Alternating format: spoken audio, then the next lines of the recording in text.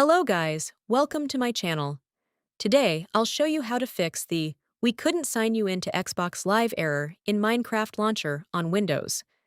First, open the Xbox app and go to the Support section, then run the Gaming Services Repair tool. If you can't find it there, you can download it from the Microsoft website and run it. Next, type Services in the Windows search bar and open it.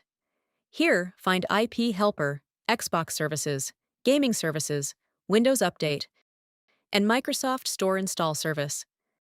Set all of them to automatic and make sure they are running. Now, sign out from both the Microsoft Store and Xbox app, then sign back in using the same account. If the issue still persists, restart your PC and open Minecraft Launcher again. Next, run the WS reset command to reset the Microsoft Store and make sure your date, time, and region settings are correct.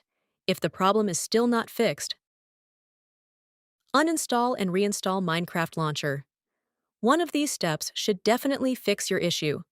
Thanks for watching. If you found this video helpful, please like, share, and don't forget to subscribe to the channel.